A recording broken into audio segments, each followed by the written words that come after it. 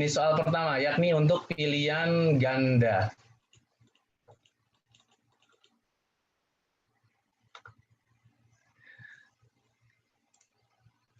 Oke, mana tadi?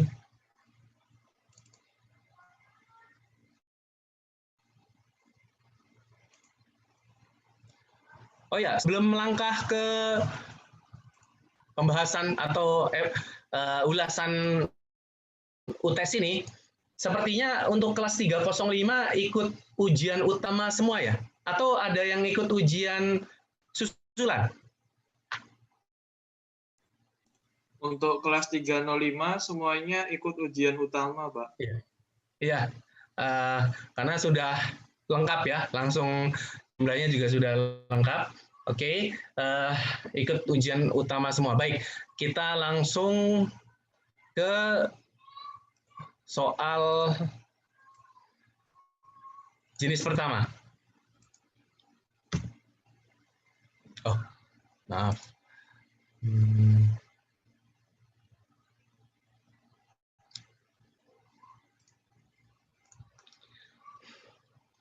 Ya, untuk nomor 1.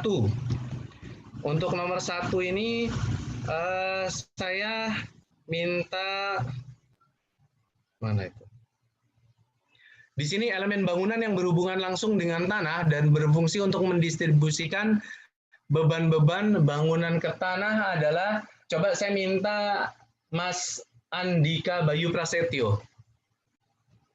Jawaban Mas Andika apa?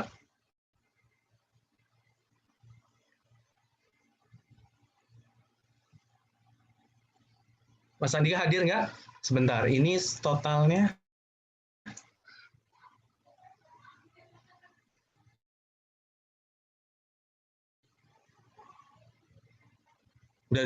Udah lengkap?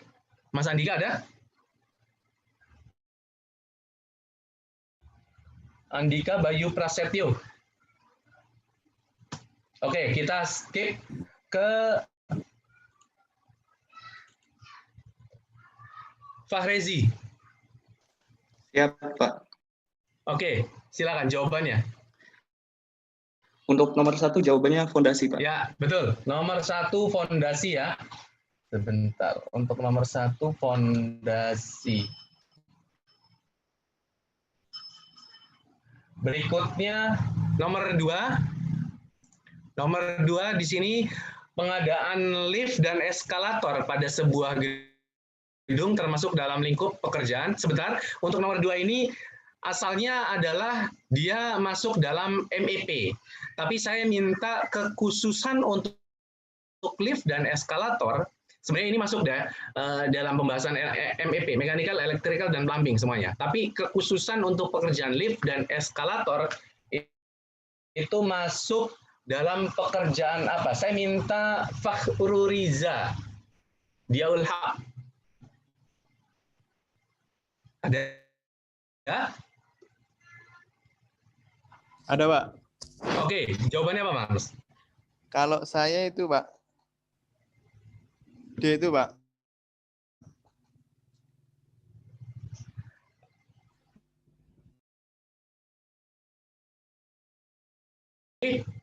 Ada kira-kira pendapat yang masuk ke mekanikal. Ke mekanikal ya, karena mesin yang utamanya di sini. Jadi yang lebih tepat adalah mekanikal. Oke, nggak apa-apa.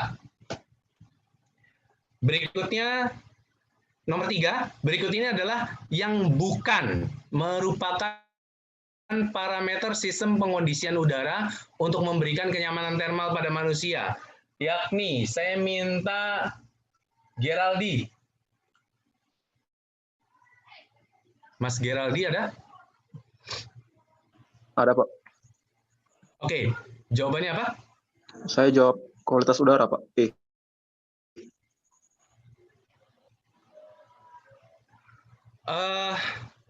Ini yang bukan ini, yang lebih tepat adalah polusi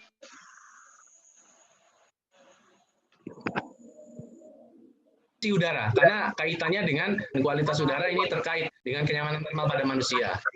Jadi yang lebih tepat polusi udara. Berikutnya, nomor 4, saya coba, tadi Andika belum ada.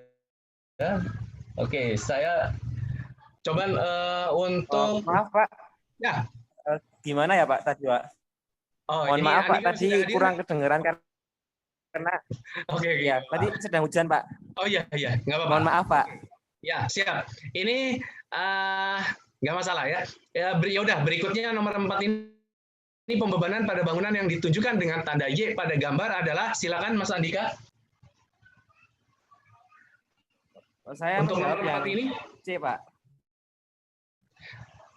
beban salju ya, tepat. Untuk nomor 4 beban salju. Beban salju. Kalau saya melanjutkan bertanya, kira-kira yang ditunjukkan dengan tanda X beban apa? Beban hidup Pak. Oke, saya lanjutkan sekali lagi. Kira-kira dengan tanda yang diarsir, ini beban apa? Yang gambar yang mana Pak? Ini, yang diarsir ini, yang diarsir. Oh, yang diarsir beban Oke, mati Pak. ya tepat. Oke, terima kasih. Berikutnya untuk, Ya mohon maaf Pak. ya nggak apa-apa. Berikutnya untuk nomor 5. Nomor 5 ini coba Gilang Nandaharyo Pamungkas. Siap hadir, Pak. Jenis atap apa yang tampak pada gambar? Nomor 5 saya menjawab B, Pak. Atap sandar. Ya, betul. Atap sandar atau shed roof. Ya, tepat. Nomor 5 B ya. Mas Gilang, tepat. Kemudian berikutnya nomor 6, saya minta Mbak Hesti Hidayatun Nisa.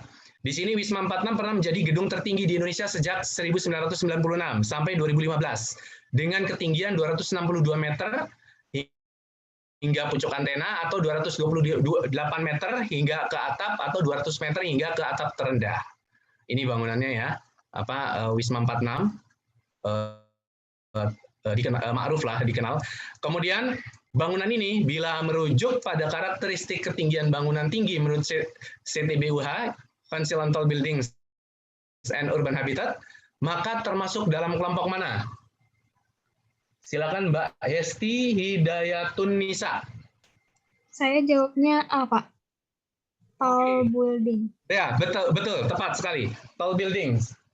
Terima kasih Mbak Hesti. Kemudian kita coba ke soal berikutnya. Ke soal berikutnya nomor 7.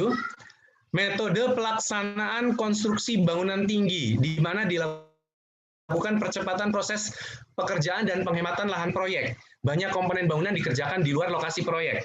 Material yang digunakan adalah beton pracetak. Metode semisal ini disebut, silakan Mbak, Mbak Nila Vicky Yulianti.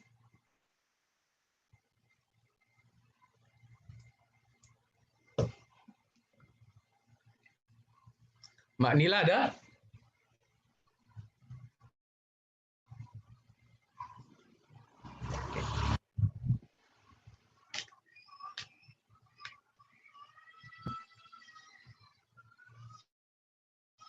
Belum? Mohon maaf, Pak. Belum. Ya? Nila menjawab melalui kolom chat. Metode apa? Mohon maaf Pak, Nila menjawab melalui kolom chat Pak. Oh iya, maaf. Sebentar.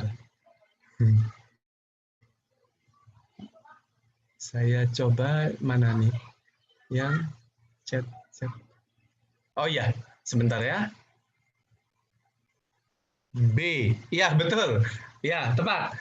Betul sekali. Jawabannya metode prafabrikasi. Ya, Mbak Nila. Kemudian Berikutnya, soal nomor 8. Meskipun ini kaitannya dengan pertemuan hari ini, tapi saya pengen mencoba dari rekan-rekan mahasiswa penilai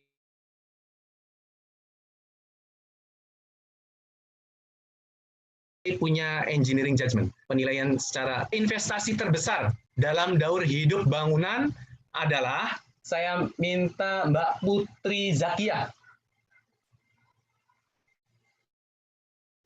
Saya Silakan. jawabnya A, Pak.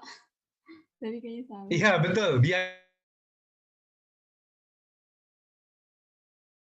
konstruksi. Yang paling biaya konstruksi. Ya, tepat. Nomor 8 adalah A. Terima kasih Mbak Putri Zakia. Berikutnya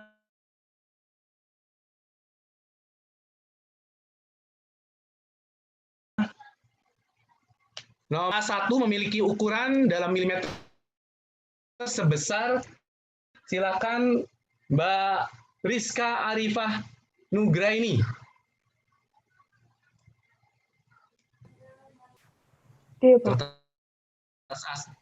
Jawabannya apa? Jawabannya 594 ya, dikali 81. Ya, tepat. Jawabannya D. Tepat sekali, Mbak Rizka. Berikutnya, saya coba.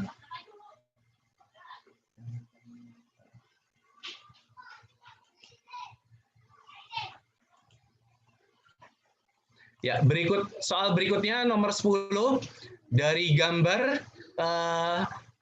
yang tertera ini adalah gambar apa? Saya minta Mas Andisha Awali. Halo Pak, kedengaran suara saya Ya, Pak?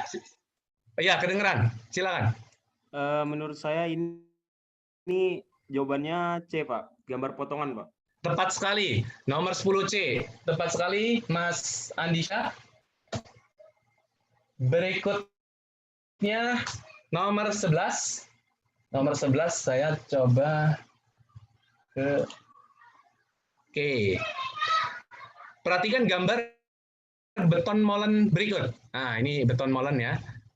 Untuk membuat pasta beton yang kecil-kecilan. Yang ditunjukkan dengan tanda huruf X ini adalah, coba Mbak Diana Kusuma Dewi.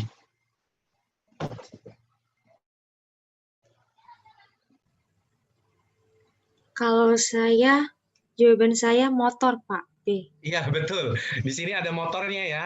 Ini ada apa? Tabung aduk, kemudian roda molen. Ini roda molen, kemudian ada kerangkanya, dan ini roda pembalik tabung. Jadi untuk menuangkannya kita butuh untuk diputar. Ya, betul sekali. Ini adalah motor. Terima kasih Mbak Diana. Berikutnya nomor 12 ya. Nomor 12 saya coba ya. Berikutnya coba.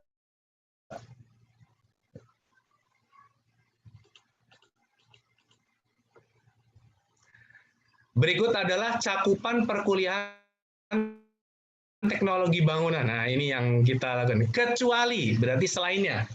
Silakan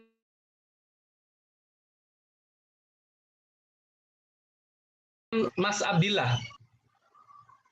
Mas Abdillah, silakan untuk nomor 12. Nomor 12, jawaban saya A, Pak. Mengenal ilmu pemetaan. Ya, tepat. Nomor 12A. Mengenal ilmu pemetaan. Terima kasih Mas Abdillah. Ya, Pak. Jadi kita dari awal sampai akhir ini mencakup pengenalan elemen struktural bangunan, arsitektural, kemudian sistem utilitas, dan terakhir nanti mulai pertemuan 10 ya. Besok 10 dikit ya, maksudnya menyerempet, sudah masuk ke AHSP. Nah, prakteknya, mulai pertemuan besok ya, mulai pertemuan besok sudah menyentuh materi-materi RAB, pertemuan pekan depan, pertemuan 9, 10, 11, 12, 13, 14. Jadi mulai pertemuan besok kita tentang penyusunan RAB, kemudian pertemuan 10 kita membahas tentang AHSP, yakni di antara hal yang harus kita hitung atau hal yang harus kita masukkan nanti ketika menyusun bill of quantity atau volume. Nah, itu kita nanti di sana ada elemen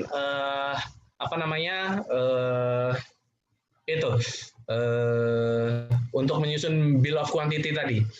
Berikutnya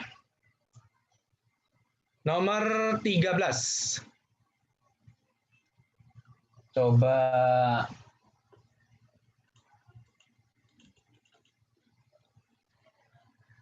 berikut ini adalah klasifikasi umum bangunan menurut jumlah lantainya, kecuali. Silakan Mbak Anissa Sekar Haksari. Saya C, Pak. C. Oh iya, betul. Ya, tepat. Terima kasih, Mbak Anissa.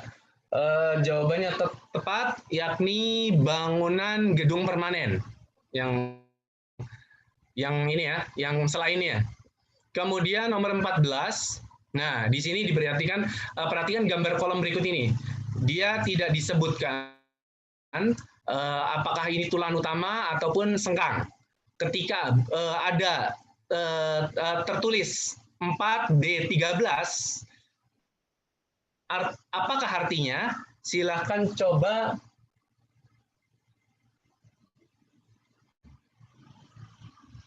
bentar. Mas Anung Pramudia. Saya menjawab yang B, Pak. 4 tulangan pokok dengan diameter baja ulir 13 mm ya? Ya, tepat. Jawabannya B. Jadi 4D, 4 ini menunjukkan 4 tulangan pokok, 1, 2, 3, 4, atau kalau di sini 1, 2, 3, 4, kemudian diameter baja ulir, karena D artinya deform.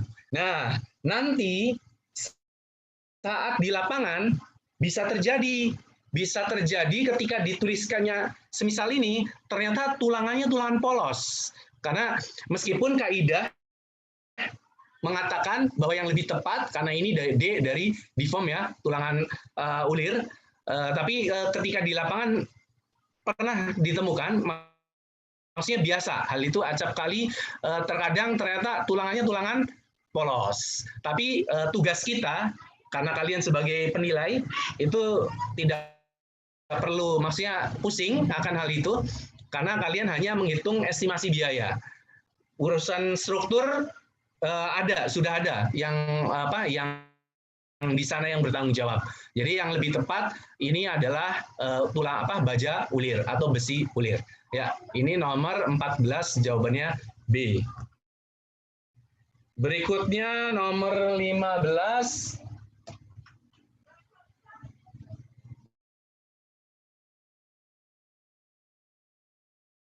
Metode komunikasi secara visual. Berikut ini adalah sifat-sifat gambar teknik dalam menyampaikan informasi hasil rancangan. Kecuali, coba Mbak Aula An-Nadia. Silakan Mbak Aula. Saya jawab D, Pak. D, ya betul. Ini yang selainnya ya. Yang lain harus gambar teknik itu sifatnya komunikatif, akurat, terukur, dan efektif. Ya, betul sekali Mbak Aula. Terima kasih. Berikutnya nomor 16. Uji empiris untuk menentukan konsistensi atau kekakuan dari campuran beton segar, fresh concrete. Untuk menentukan tingkat workability-nya dikenal dengan, silakan Mas Bani Sanugi. Kalau saya beta, Pak, SLAM test. Betul sekali, SLAM test. Oke, saya lanjutkan pertanyaannya masih dengan Mas Bani. Kira-kira dari gambar yang ini yang lebih tepat untuk lolos uji Islam yang mana? Yang Di sini ada zero. Ya. Yang mana? Yang zero. Ya, yang lebih tepat adalah yang true. Karena yang zero ini dia kekurangan air, terlalu keras betonnya. Pastanya sudah keras. Adapun yang collapse ini terlalu encer. Sehingga langsung larut ketika ditutup dengan selam tes ini, ketika dibuka selamnya, diangkat, dia langsung turun. Yang jadi semisal ini, ketika ini selamnya diangkat, nah selamnya diangkat, dia langsung turun, berarti terlalu encer. Kalau yang ini, dia nggak bisa menahan gaya geser, dalam artian kurang padu ketika membuat menyusun pasta betonnya. Umumnya ini terjadi di manual, semisal membuat pasta beton di molen. Nah, bisa terjadi shear ya, maksudnya nggak bisa menahan gaya geser dalam artian kurang padu. Untuk bisa jadi saat diputar itu yang bersatu itu hanya kerikil dan semen, pasirnya masih menempel di sisi-sisi ini tabung. Nah, nanti makanya harus dipastikan semuanya itu berpadu ya, baik semen, pasir maupun agregat kasar, kerikil. Nah, jadi yang lebih tepat adalah true. Memang demikian, diberikan toleransi, ada nilai toleransinya 12 cm plus min. Jadi kalau masih dalam rentang itu, kalau nggak salah, cuma nanti cek lagi, ada di slide saya ketika saya menjelaskan beton, itu ada tinggi selamnya itu 12 plus min. Selama masih masuk angka itu berarti beton itu lolos uji. Jadi ketika misalkan mobil beton masuk ke proyek, dia langsung mengucurkan untuk tes lem masing-masing mobil. Nah, masing-masing mobil nanti dites. Kalau misalkan ini ditolak, begitu juga ini pun ditolak. Termasuk yang shear itu juga ditolak. Jadi kurang padu. Tapi umumnya kalau kita ngambil dari batching plan itu tempat pembuatan pasta beton yang masif ya, besar-besaran, bisa bermobil-mobil, itu umumnya tidak terjadi yang shear. Mungkin bisa terjadi yang zero atau collapse. Kalau misalkan terjadi kemacetan, bisa jadi ini terlalu keras karena lama di jalan. Tapi umumnya mereka sudah mempersiapkannya. Jadi diberikan selama berjalan atau selama macet itu, mobil beton itu senantiasa berputar. Ininya untuk tempat pasta betonnya itu senantiasa berputar, bisa ditambahkan dengan admixture atau air atau yang semisalnya dengan komposisi yang terjaga. Jadi yang lebih tepat adalah ini ya. Nanti kalau misalkan kalian bangun rumah sendiri, coba sekali-kali tes selam. Tentunya ada menggunakan ini ya, menggunakan tabung selam tesnya. Kemudian kalian masukkan, kalian angkat. Nah, dari tingginya ini, nah inilah tinggi selam ini. Tinggi selamnya ini kan tadi diangkat. Kan diangkatnya bentuknya miringnya yang sisi pendek di atas ya, yang sisi panjang di bawah. Nah, setelah diangkat dengan tinggi selamnya ini berapa? Harus memenuhi kalau tidak salah 12 plus min berapa gitu. Paling tidak harus memenuhi nilai selam yang ditetapkan. Berarti betonnya bagus. Tidak terlalu encer, tidak terlalu keras, tidak juga kurang padu. Baik, terima kasih Mas Bani. Kita lanjutkan coba ke soal nomor 17.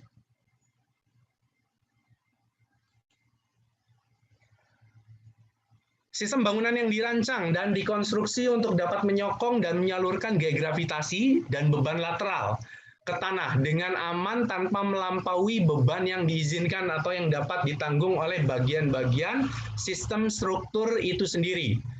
Ini disebut dengan, silakan Mas Dewa Ardiansyah.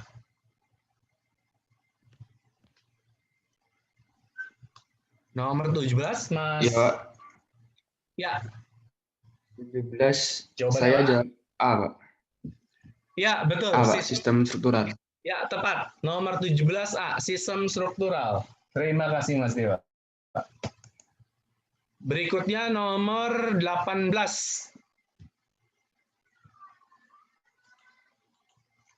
Nomor 18. Ini ada, nah ini udah pernah saya isyaratkan sebenarnya. Cuma contohnya nggak ditampilkan waktu itu. Ketika saya membicarakan tentang permasalahan kebakaran pada bangunan tinggi. Sarana bantuan evakuasi darurat pada bencana kebakaran dengan menggunakan alat semacam kantong peluncur yang cukup aman dan cepat untuk mencapai lantai dasar, termasuk juga bagi penyandang disabilitas. Alat ini dinamakan, silakan Mas Ferdinand.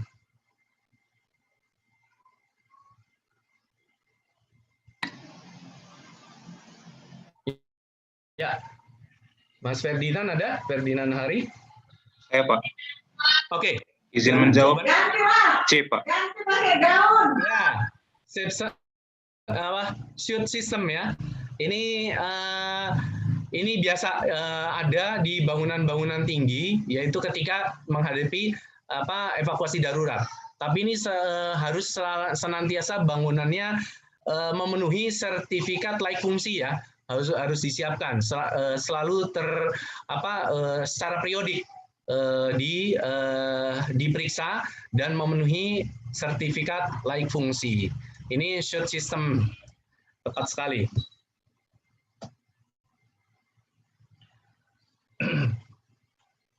Berikutnya, nomor 9 ini soal bonus. Gambar notasi yang ditunjukkan adalah untuk jenis notasi bahan atau material apa? Silakan Mas Muhammad Faisal. Saya jawab B, Pak. Batu bata ya. Batu bata ya. Nomor 19 B. Nah, terakhir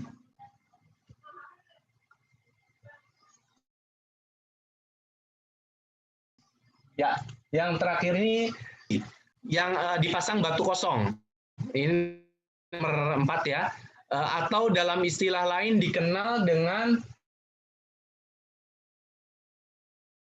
silakan coba Mbak Tiara. Ya, Pak. Saya menjawab A, Pak. Kira-kira apa jawabannya? Unstamping. Yang Oke.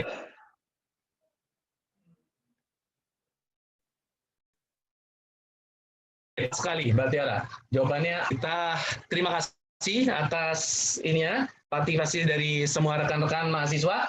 Ini saya pilih sebelumnya saya mohon maaf bagi yang belum dapat. Ini saya memilih yang poin keaktifannya baik dalam tanya jawab maupun dalam komentar kurang. Makanya saya gunakan dengan saya tanyakan tadi dengan memilih dari beberapa dari kalian. Jadi yang belum kebagian pertanyaan nggak apa-apa, nggak masalah. Karena ini saya memilih untuk yang itu dari sisi tanya jawab di Zoom berikutnya. Meskipun ada juga yang saya pilih yang kadarnya sama, tapi karena nggak ada lagi. Jadi saya tambahkan di situ. Baik, berikutnya untuk soal esai. Nah, untuk soal pilihan ganda tentunya fix ya. Nanti untuk koreksinya. Oh iya, satu lagi. Sudah ada edaran sebelumnya untuk para dosen itu mengoreksinya dengan cara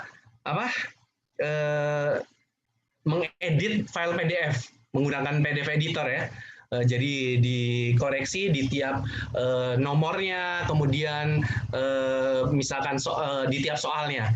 Nah, cara yang saya lakukan karena saya mungkin tipe-tipe old school ya dari generasi terdahulu, saya lebih suka jadi satu kertas A4 untuk satu orang. Saya tulis sesuai dengan jawabannya, saya berikan catatan nilai maupun catatan lainnya itu udah di kertas itu. Jadi satu kertas A4 untuk satu orang. Saya tambahkan pula, karena itu saya tambahkan pula di pembahasan atau ulasan di hari ini, supaya nanti kalian tahu kan. Nah, ketika nanti nilai diupload, ya silakan. Barangkali ada yang butuh satu kertas A4 itu dicocokkan. Kalau misalkan ada yang dari kalian yang, wah kayaknya saya merasa nggak pas, silakan saja nanti disampaikan. Nah, nanti saya akan berusaha nanti karena ada batasnya sampai kalau nggak salah 10 hari setelah UTS terakhir ya, sekitar tanggal berapa Desember gitu, itu dosen harus bisa mengupload nilai kalau memang nilainya pengen dikeluarkan di portal. Tapi kalau tidak bisa memenuhi waktu itu, dosen diharapkan memberikan kepada masing-masing kelas. Nah, saya untuk mengantisipasinya semisal ini. Jadi untuk koreksiannya saya langsung terbuka di sini, sembari nanti kalau misalkan ada hal-hal yang sekiranya kurang pas, silakan ditanyakan atau di cross check atau dikonfirmasi ke saya. Adapun saya tidak menggunakan tadi PDF editor. Saya hanya menggunakan satu kertas itu untuk satu orang, satu kertas A4. Jadi saya nanti akan memberikan penilaiannya. Untuk penilaian soal tadi, soal pilihan ganda tentunya fix ya, udah pas, tepat. Adapun untuk esai tentunya saya ambil pokoknya dulu. Kalau memang bisa ada lengkap dengan arahannya, semisal di sini diberikan penjelasan, ya saya tambahkan juga nilai penjelasan, atau diberikan catatan untuk berikan gambaran, nanti juga saya berikan nilai gambaran. Jadi semisal itu, saya berusaha untuk objektif, tapi mungkin barangkali dirasa ada kekurangan di sana sini, saya mohon dimaklumi. Dan kalau misalkan ada yang nanti sekiranya ingin konfirmasi atau cross check nilai, silakan saja. Jadi semisal itu metode saya.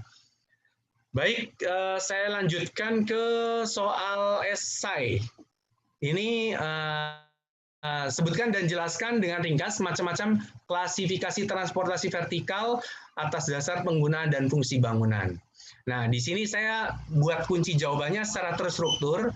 Kalau misalkan kalian nanti di situ langsung dipaparkan semuanya, ya saya lihat nanti. Kalau misalkan item-itemnya pas, ya berarti mencukupi. Nah, nanti kalau saya gunakan dengan semisal ini. Untuk yang soal nomor 1,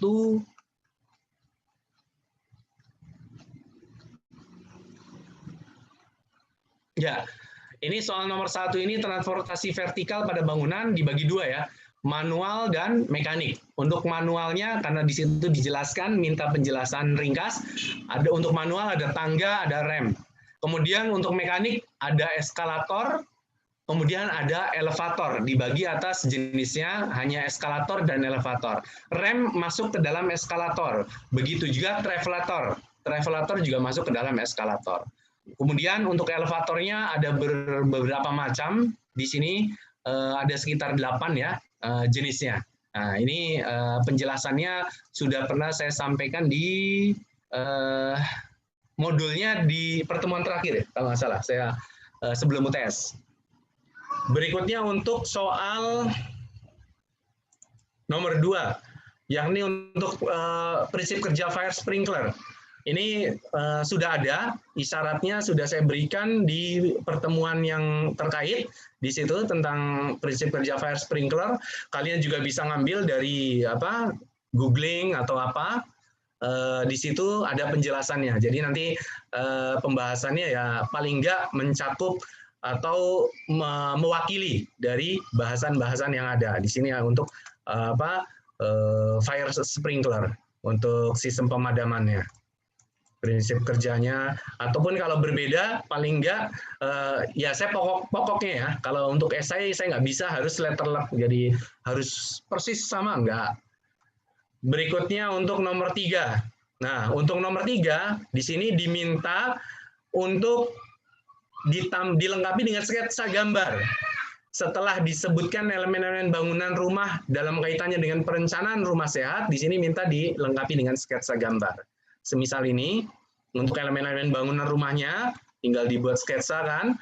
Kemudian ini bagian atas atau atap atau kepala, ini badan, dan ini kaki. Kemudian diuraikan lagi untuk bagian kepala atau atap, ada penutup atap, perangka atap, dan langit-langit. Kalian buat sketnya. Begitu juga di bagian badan. Ada kolom, ada ring balok. Ini balok ikat atas karena saya ngambil dari gambarnya. Tapi kita bisa familiar dengan ring balok ya.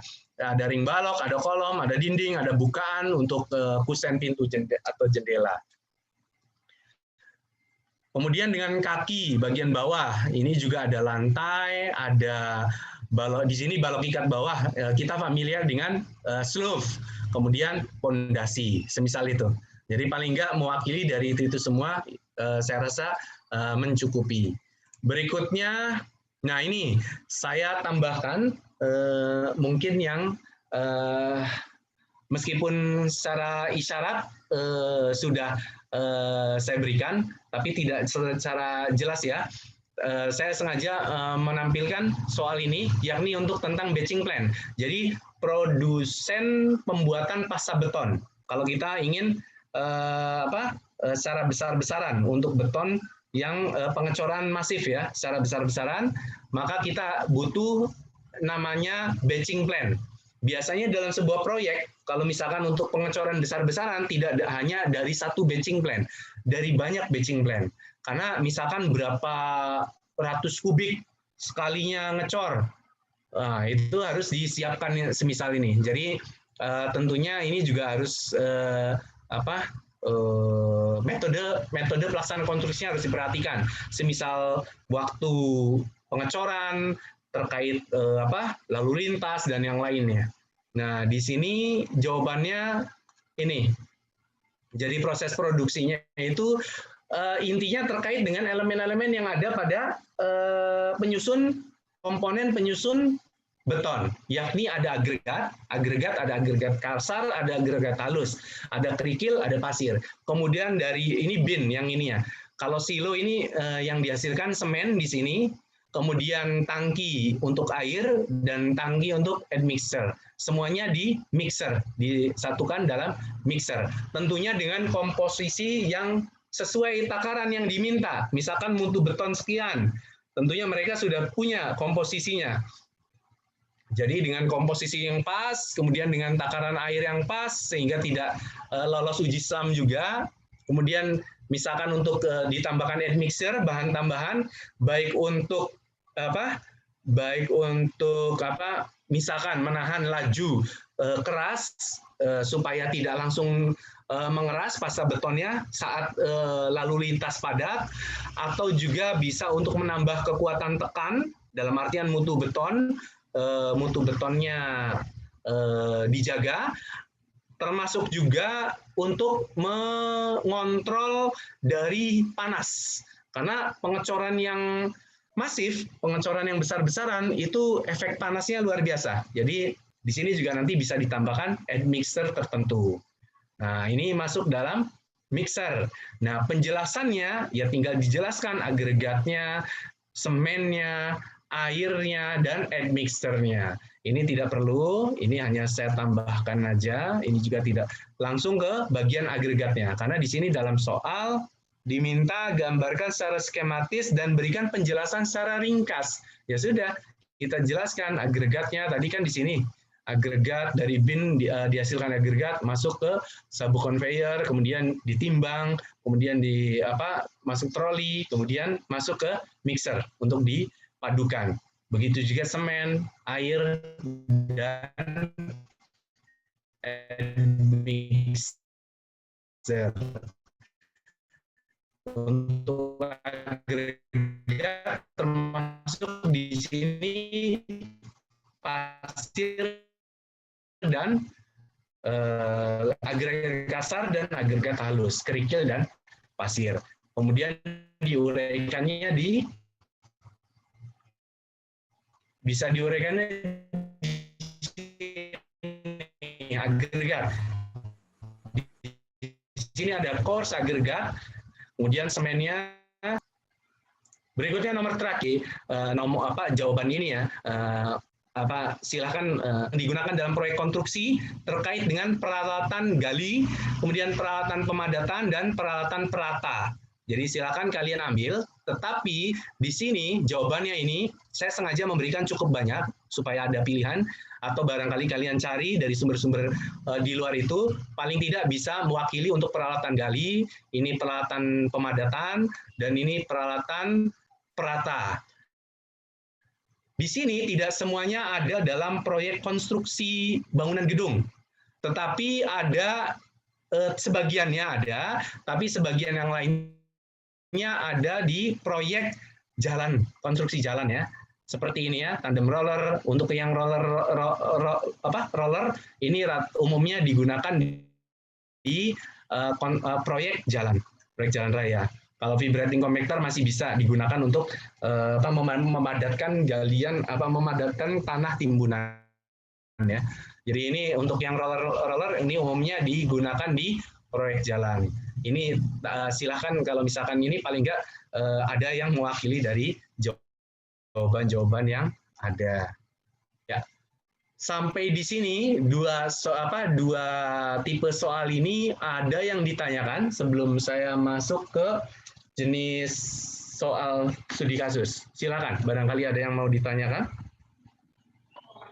Izin bertanya, Pak. Ya, silakan.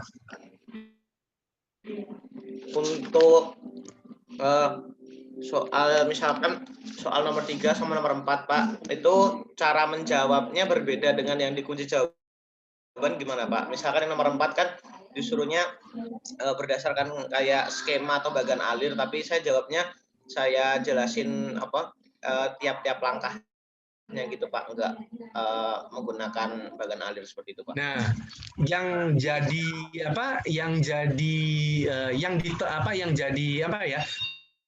kunci dalam pertanyaan ini proses produksi beton. Selama di situ ada bahan-bahan penyusun beton, dalam artian untuk menyusun beton ini mudahnya kan gitu. Proses produksi skala kecilnya kan bisa dikatakan bahan penyusun beton. Untuk memproduksi beton yakni ada agregat kasar halus. Terus ada misalkan tidak digambarkan skemanya, tapi ada agregat halus, ada agregat kasar, kemudian ada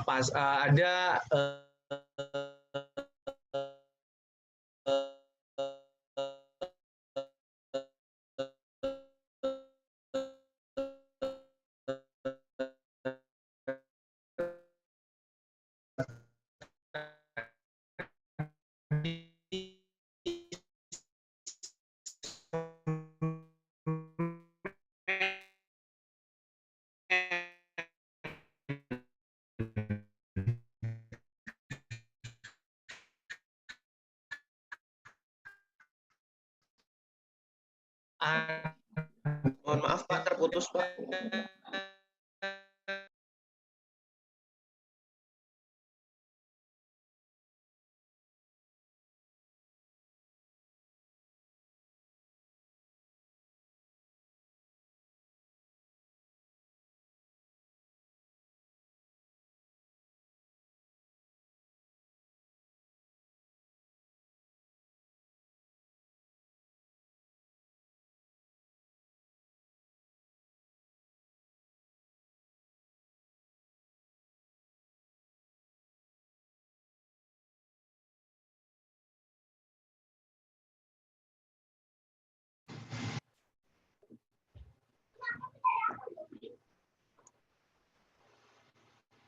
Ya, coba kita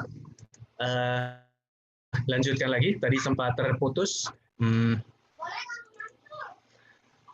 Jadi yang tadi ditanyakan, sekiranya ini kan yang jadi kuncinya adalah proses produksi beton. Selama bahan-bahan penyusun betonnya disampaikan, meskipun nanti skemanya tidak ditampilkan, tapi ada bahan-bahan penyusun betonnya, ya nanti saya berikan nilai yang proporsional untuk itu. Jadi ada komponen, misalkan ada komponen agregat kasar dan halusnya, ada semennya, kemudian ada airnya, dan kemudian ada end mixer, itu nanti akan saya berikan nilai yang sesuai. Semisal itu. Baik, Pak. Terima kasih, Pak. Ada lagi yang ditanyakan?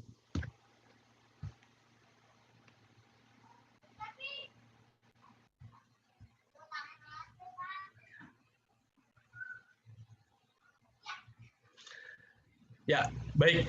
Sebelum saya lanjut ke soal studi kasus, saya minta izin dulu sekitar 3 menit ya, sejenak ya. Kita rehat sejenak. Ya, sekitar 3 atau 4 menitan. Ya, sebentar ya. Baik, Pak. Baik, Pak.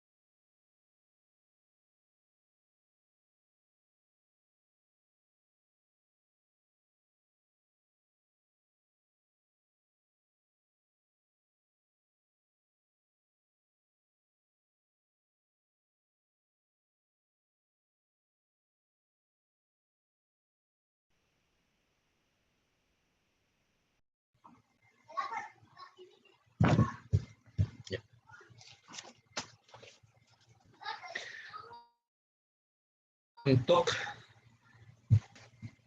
di sini yang diminta adalah menghitung volume pekerjaan. Volume pekerjaan untuk pekerjaan pondasinya yang dihitung volume pondasi batu kali, kemudian volume samping dan urugan di bawah pondasi. Kemudian untuk pekerjaan slope dihitung volume beton slope, volume tulangan slope dan volume backcasing slope. Kemudian untuk pekerjaan kolom dihitung volume beton kolom, volume tulangan kolom dan volume backcasing kolom. Kemudian berikutnya untuk pekerjaan ring balok diminta untuk volume beton, dihitung volume beton ring balok, kemudian volume tulangan ring balok dan volume backcasting ring balok. Nah, dalam soal sebentar.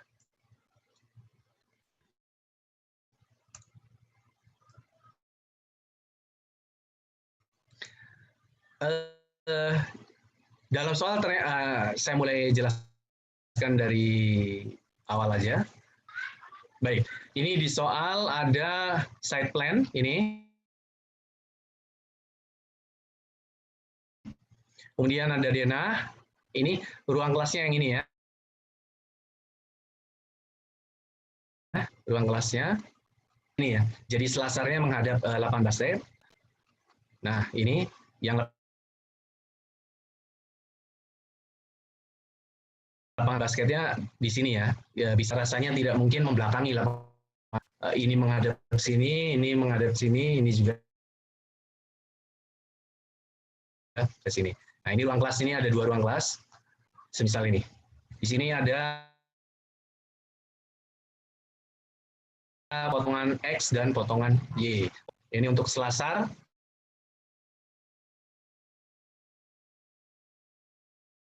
Ini levelingnya.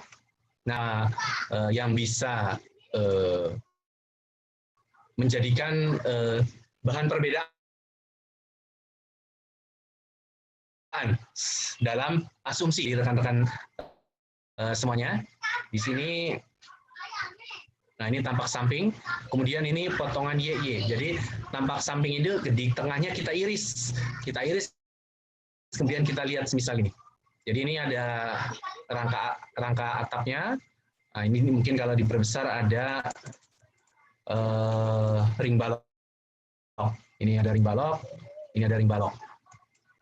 Nah, ini untuk kolom untuk di area selasar. Ini dinding dan ini kolom di ruang utama. Berikutnya, ini tampak depan dan ini tampak belakang. Ini tampak depannya ya. Nah, ini untuk pekerjaan kita lihat saja nanti untuk menghitung atap sambil jalan ya, untuk menghitung volume pekerjaan atap ini sambil jalan nanti pas saatnya kita mengerjakan kasus di pertemuan mulai pertemuan 11, 12, 13. Nanti sambil jalan untuk menghitung volume atap ini. Karena nanti kita lihat case-nya bagaimana. Kalau misalkan atapnya kayu, ya kita coba nanti menghitung kayu, volume untuk pekerjaan kayu. Nah,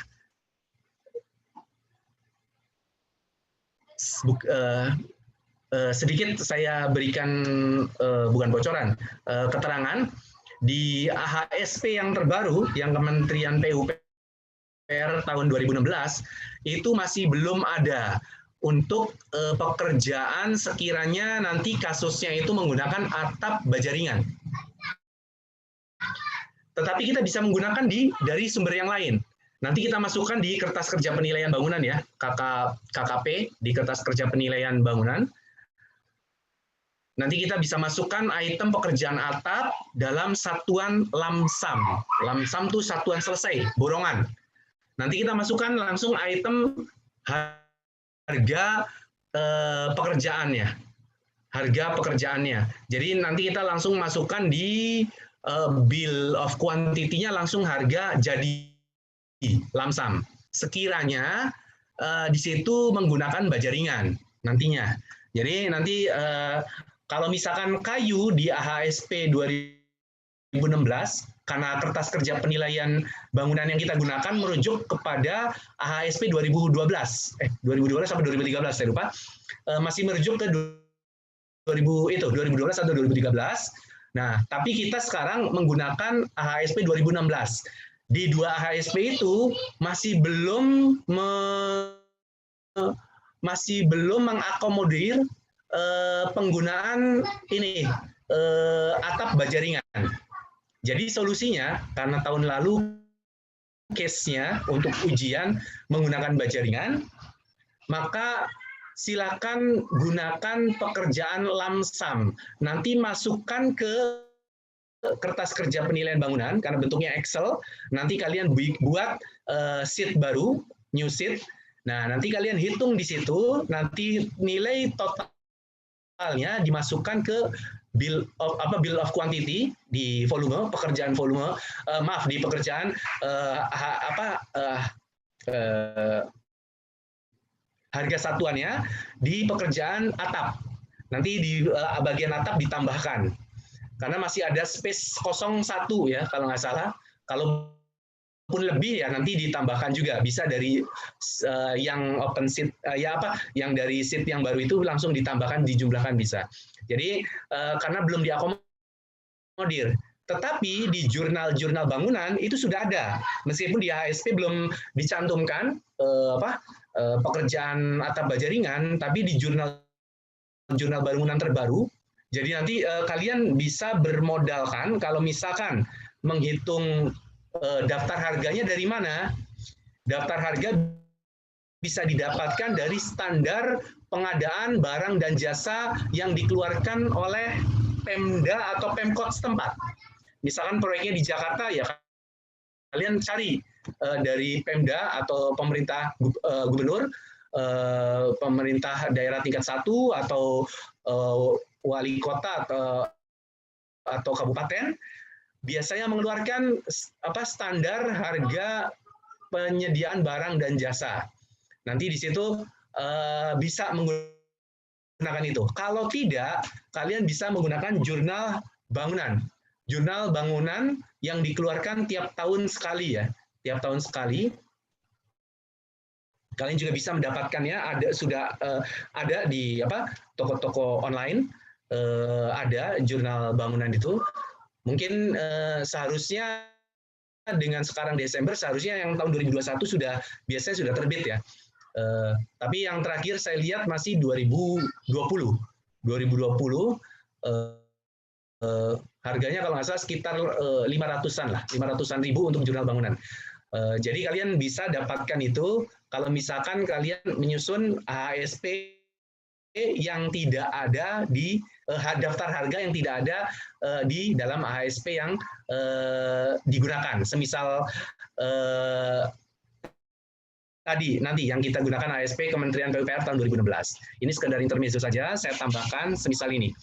Nah, kalau yang ini kayu ini ada perhitungan volume pekerjaan atap kayu ada di HSP 2016.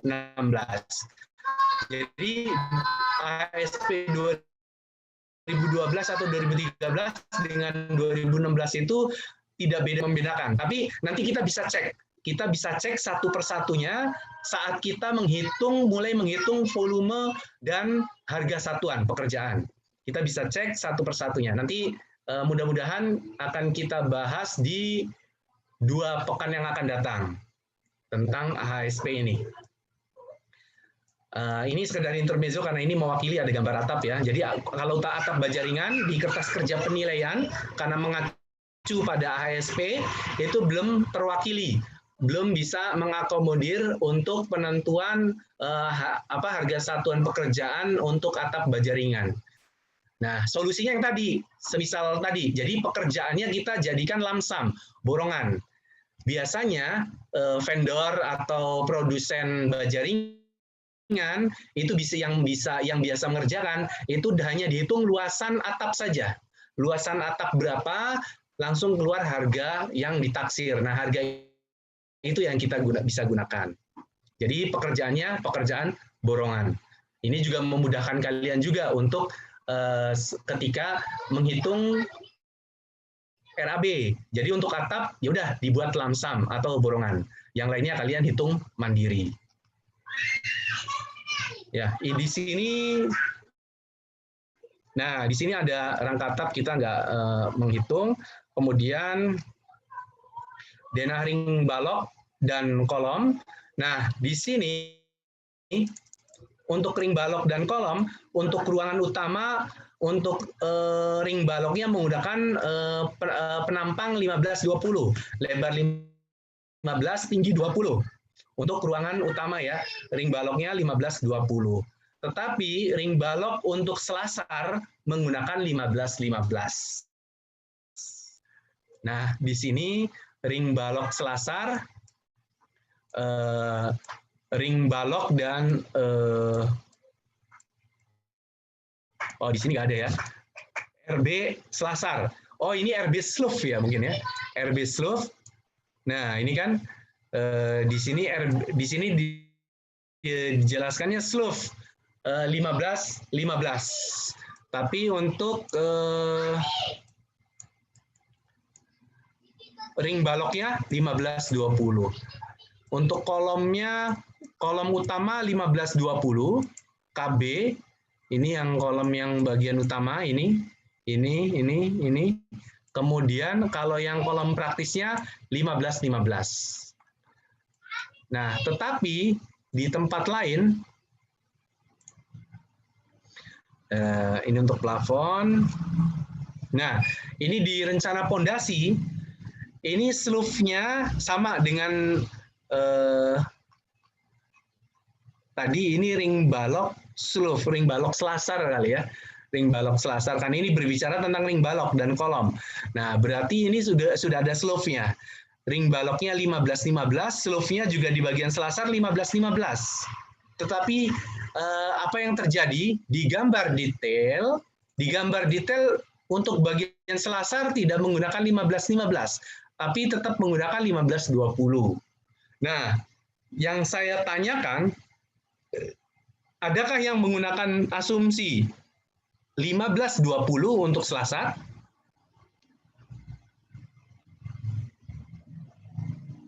Dan adakah yang menggunakan asumsi 15, 15 untuk selasar?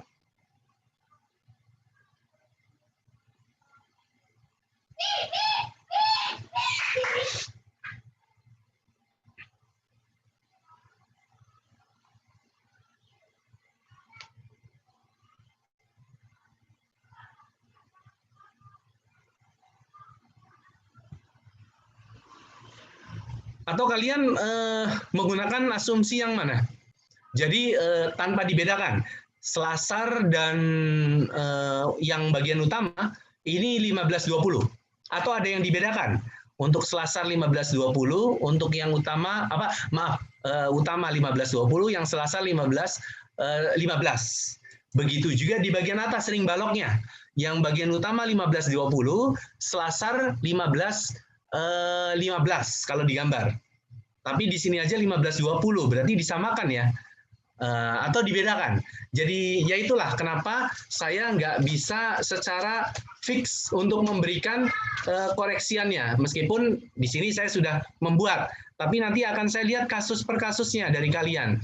Karena ini juga karena saya tidak mencantumkan pilihan yang pasti untuk harus kalian kerjakan. Jadi saya memberikan di situ dikasih catatan bila ada hal yang kekurangan ataupun yang semisalnya silakan membuat asumsi. Karenanya saya nanti akan menilainya berdasarkan asumsi masing-masing dari kalian. Atau kalian membuat semisal apa? Yang 15-15 yang 15-20 untuk slope dulu kita nih. 15-20, Pak. 15-20. 15-15, Pak. Oke, 15-20 ya. Nggak apa-apa.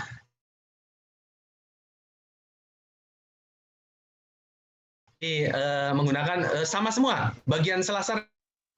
Saya beda, Pak. Saya beda, Pak. Saya beda, Pak. Juga ya. Misalkan disamakan semua, ya pokoknya nanti asumsi yang digunakan masing-masing. Kemudian kita mulai dari pertama dulu dari pondasi batu kali. Ini ada penampangnya ya. Kita bisa menghitung untuk bagian utama ini yang diwakili oleh detail pondasi P2 atau detail pondasi P1 yang ini. Ini sama ya. Ini sama ininya juga satuannya ini dimensinya ini sama. Kemudian yang di bagian selasar berbeda. Kemudian juga lebar total untuk unstamping juga berbeda. Silakan kalian bisa lihat di sini. Hanya saja di sini untuk tinggi ya. Untuk tinggi nggak dijelaskan secara tepat. Kalau di sini kan ada nih. Ini 80. Ini 10 diperbesar bisa tampak. Nah, ini 10, 10, ini 7, ini 80. Ini 15 dan ini 5. Ini 5, 15, 55. 55, tapi di sini ya, sampai di sini. Kalau ini 15 mungkin pas. Kalau ini 15 mungkin pas di sini. Jadi 15, ini 15. Sepertinya pas. Ya tapi nggak apa-apa. Kalau misalkan kalian tetap 15-20 pun nggak jadi masalah. Tinggal nanti ininya saja. Ininya saya cek dari kalian. Kalaupun mencantumkan 55, karena ini nggak ada dimensi yang tepat, ya itu tadi, karena di gambarnya kan berbeda ya. Harusnya 15-15. Kalau 15-15 mungkin pas. Kan selesainya di sini. Ini persegi.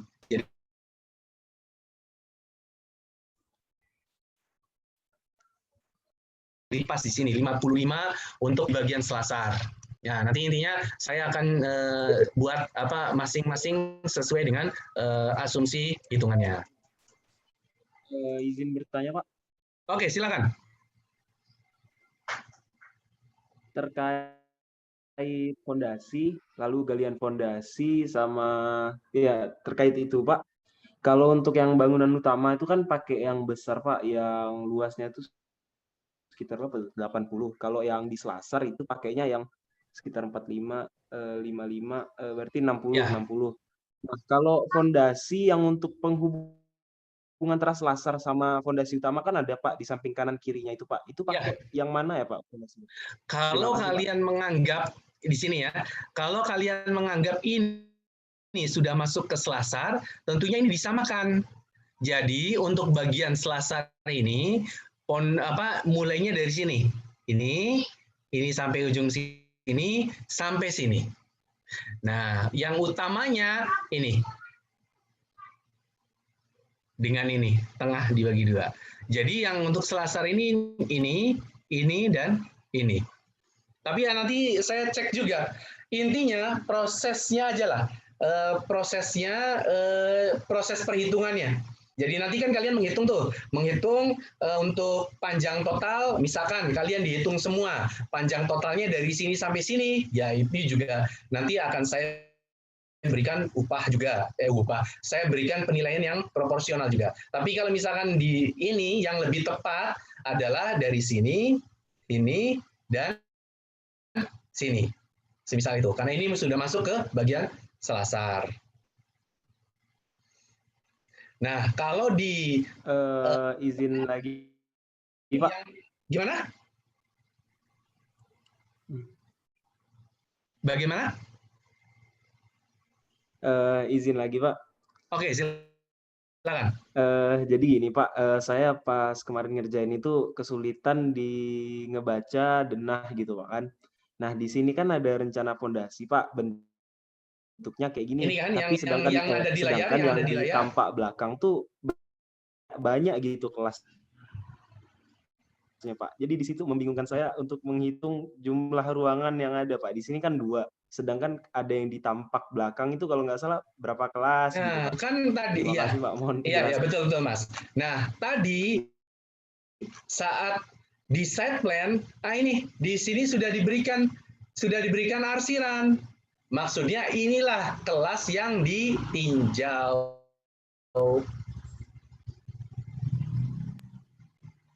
Ini yang ditinjau. Nah, ya, Pak, yang lain ya nanti saya kalau gitu ya silakan, kalau misalkan ternyata dihitung semuanya, ya nanti saya lihat proses hitungan untuk masing-masingnya. Berarti kan itu asumsinya dihitung semuanya ya. Tapi yang lebih tepat memang ini. Nanti saya coba berikan nilai yang sesuai, yang proporsional untuk proses hitungannya. Karena ini karena case-nya kan semisal ini ya, yang jadi patokan kan di sini diminta untuk menghitung volume pekerjaan. Itu yang lebih maksudnya fokusnya kan di situ. Jadi nanti saya akan coba cek untuk proses hitungannya. Intinya baik, Pak, kalau yang mau lebih tepat yang tadi. Jadi yang untuk bagian selasar adalah ini, kemudian kelas yang dihitung hanya 2 sesuai dengan bangunan yang di site plan yang diarsir. Nah, untuk yang di selasar ini, tadi ini dibedakan dalam detail fondasi. Ternyata di portal as melintang, di sini ternyata disamakan asnya. Kita cek, Di sini untuk ini ke arah melintang itu sama dengan ini ya. Sama dengan yang ini. Potongan YY kalau nggak salah. Nah, sama dengan ini ya. Arah melintang ini sama dengan ini. Di sini kan ini sudah masuk selasar harusnya. Kemudian ini juga udah slope selasar. Tadi diberikan legenda keterangan ini 15-15, ini 15-20. Otomatis slope yang di sini 15-15 karena ini sudah masuk bagian selasar. Tetapi di gambar portal as melintang itu ternyata tidak demikian. Di sini untuk slope-nya 15 AA ini 15-20. Ini juga masih 15-20. Ternyata di bagian selasar juga 15-20. Kita cek, perbesar.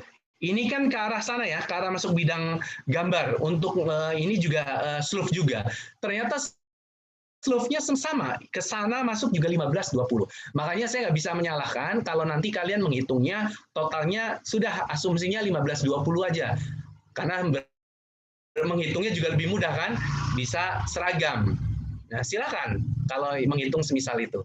Jadi ini hanya beda masalah asumsi. Nah, permasalahan kedua yang membuat nanti berbeda dalam asumsi tadi di potongan as melintang, portal as melintang ini ternyata di sini dilibatkan adanya tulangan tumpuan. Ini tulangan tumpuan, ini tulangan tumpuan, dan tulangan lapangan. Jadi hitungannya melibatkan hitungan tulangan tumpuan dan lapangan. Ini, kolom ini, dan kolom ini seharusnya sama dengan portal as memanjang ini.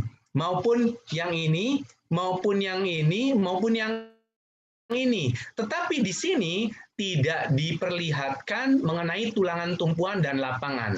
Ini sama, jarak antar sengkangnya sama. Seakan-akan potongan AA adalah 15-20 dengan jarak 20. Tetapi di portal as melintang ternyata dibedakan. Untuk tulangan tumpuan jarak antar sengkangnya 10 cm. Untuk tulangan lapangan jarak antar sengkangnya 20 cm. Nah, makanya itu nanti bagi kalian yang berasumsi dengan menggunakan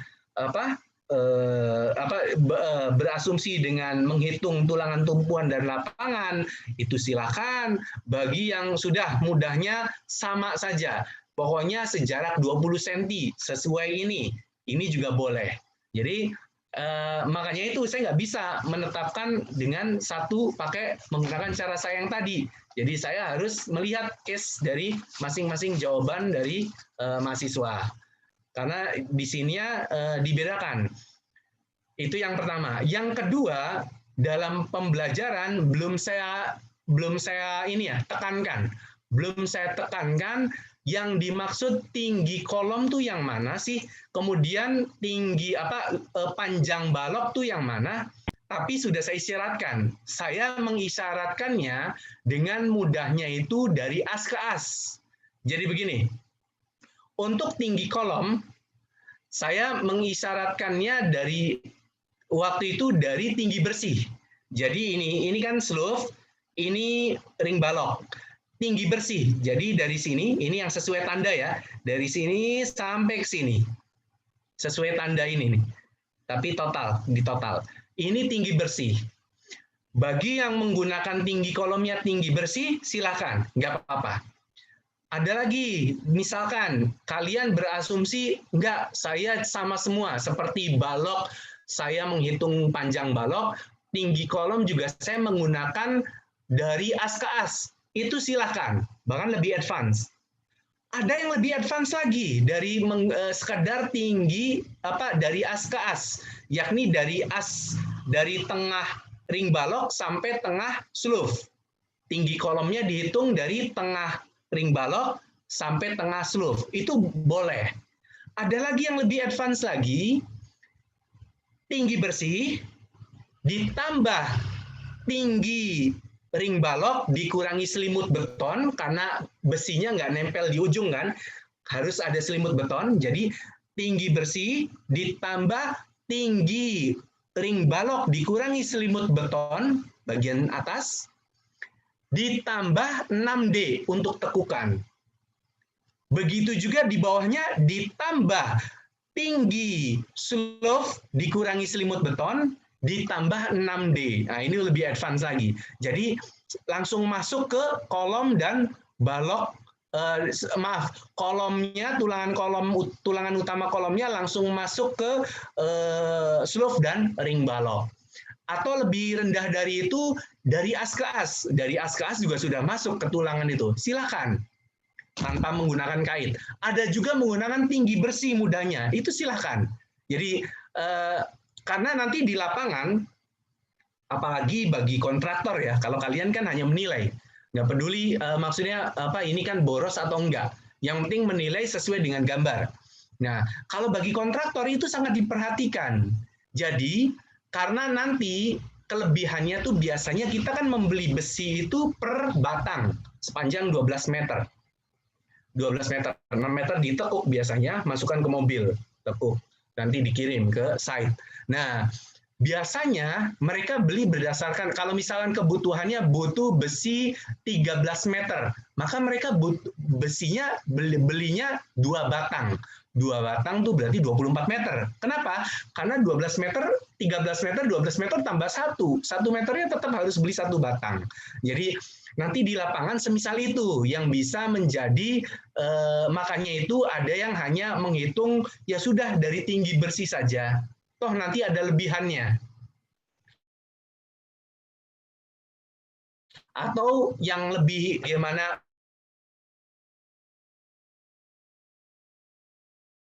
panjang slope, panjang ring balok dibersih kolom,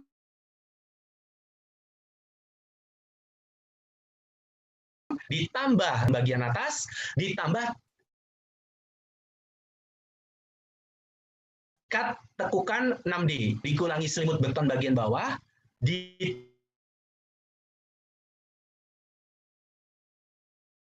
6D. Jadi, tapi kalau untuk hitungan cepat, apalagi kalian sebagai penilai, saya rasa mencukupi. Meskipun umumnya kalau misalkan kontrak harga tetap, kemudian juga source keuangan owner juga tidak mempermasalahkan, biasanya mereka di hitungan yang lebih konservatif. Misal tadi, amannya tuh banget aman gitu, sampai masuk ke dalam besi. Toh nanti, meskipun kita masuk ke dalam sini, toh nanti angkur dalam prakteknya. Webinar tentang RAB, tapi sayangnya nggak dijawab oleh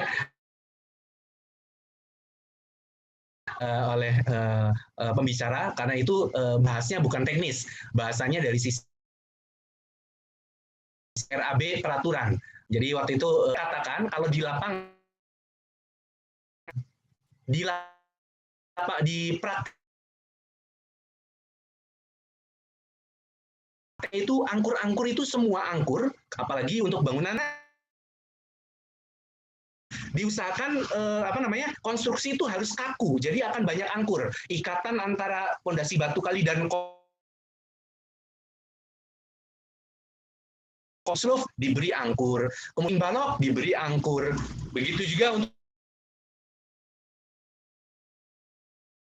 amping ini juga diberi angkur, ini di sini ke sini.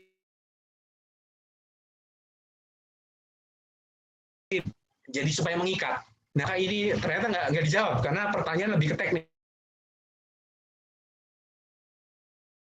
Sementara itu lagi bahas RAB peraturan kan, kawan yang dipraktisi kalau memang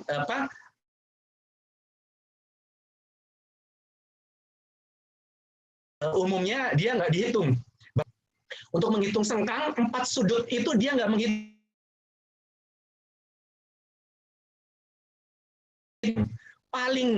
Paling plus itu plus 2 kait. plus 2 kali 6D. Itu. Bahkan dia pun bisa untuk hitungan cepat hanya keliling bersihnya saja, tanpa perlu kait.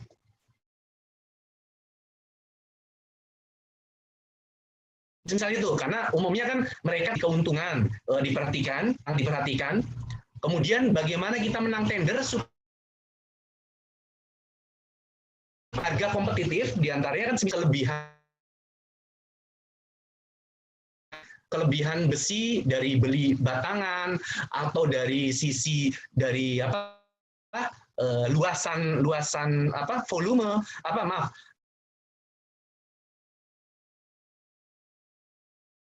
misal umumnya besi itu kan kalau misalkan kayak ini aja balok kan luas paling sisi dalam sampai sisi dalam. Nah, tapi kan nggak semuanya semisal itu. Jadi tetap disambung sampai as. Jadi nanti kalau prakteknya di lapangan itu yang hitungan saya pun bisa yang kemarin itu konservatif. Jadi dihitung untuk sengkang itu keliling besi ditambah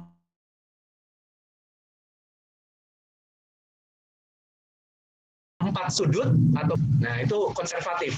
Kalau di lapangan umumnya keliling bersih untuk sangkang itu keliling bersih untuk menghitung cepatnya itu cukup sebenarnya keliling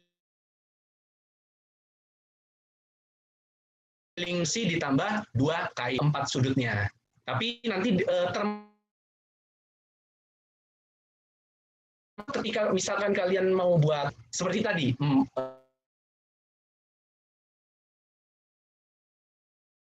keliling bersih ditambah 2 ada perhitungan tumpuan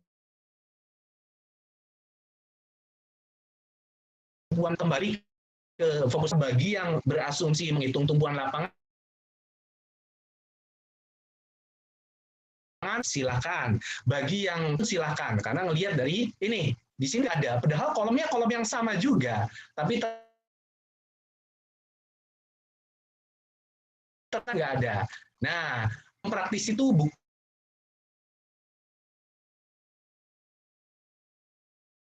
elemen utama dalam elemen swing. Karena itulah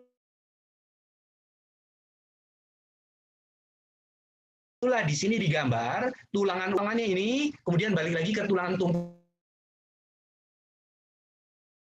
Seakan-akan kolom ini tumpuan masuk dalam area lapangan. Nah, bagaimana ketulangan tumpuan dan lapangan? KID lebih ke sisi arsitek ya, bukan ke sisi engineering-nya, sipilnya. Ya sudah menggunakan kalau misalkan nanti dihadapkan dengan soal, gunakan kaidah 1/4 L dan L. Misalkan di kolom, akan ini tumpuan atas, ini tuh yang tumpuan bagian bawah 1/4 L, dan ini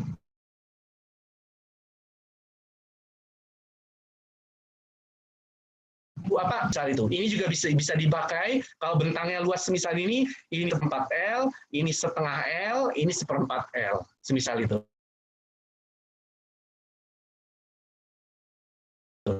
Bahkan di sini dibalokkan 1/4 L, 1/2 L, dan 1/4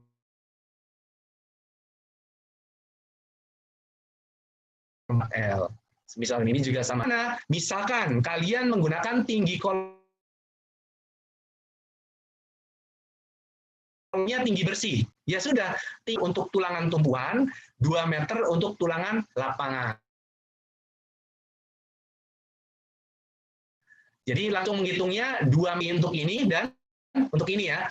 2 dibagi 10 cm.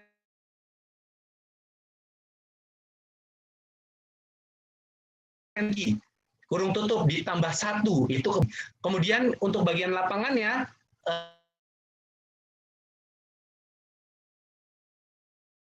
2 dibagi 2. Nah, ini nanti dapat berapa jumlah sengkangnya. Semisal itu. Jadi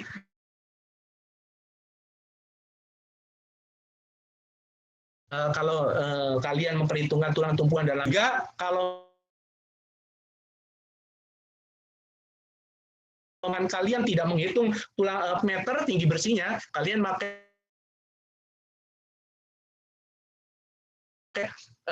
mazhab yang itu silakan.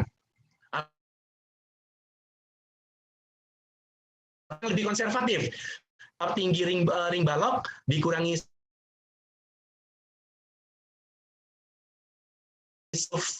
selimut beton tambah tepukan, itu silakan. Yang mana saja?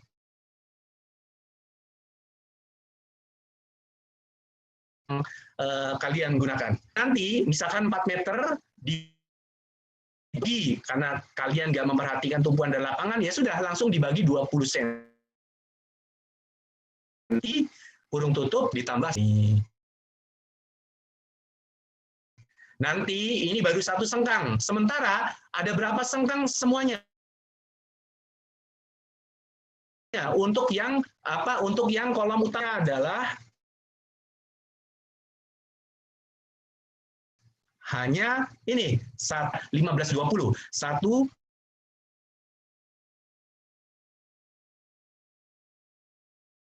2 3 4 9 10 11 12 13 14. Kalau yang tengah ini kan menghitung kolom praktis. Tapi kalau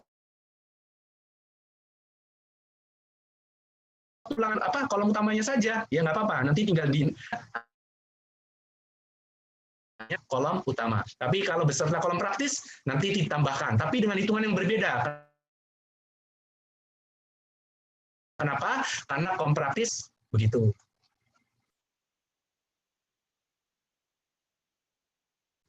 Untuk cara-caranya sama dengan yang sudah jam.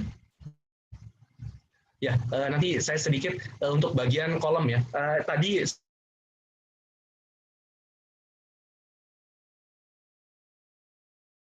slope sudah, kolom sudah. Saya akan lihat di masing-masing asumsinya ya. Izin bertanya, Pak. Ya, silakan. Barangkali ada yang bertanya. Izin bertanya, Pak.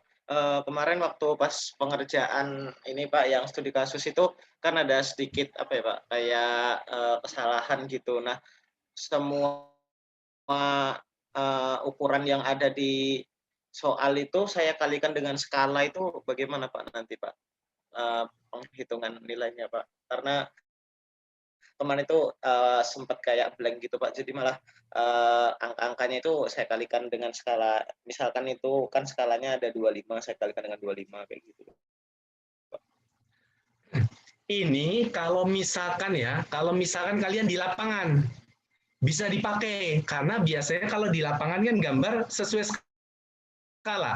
Kalau ini kita kan di sini ya, di kertas, bisa kita perbesar, bisa kita perkecil semaunya. Karena saya juga menggunakan plotter ya dari AutoCAD. Jadi silakan kalian perbesar pun nggak akan pecah, kan nggak akan pecah kalau menggunakan plotter ya, tuh nggak akan pecah. Jadi semisal itu. Nah kalau misalkan di lapangan pengen tahu jarak sebenarnya, iya bisa kalian dikalikan skala. Misalkan di kertasnya itu berapa panjangnya, kalian pakai penggaris ya. Misalkan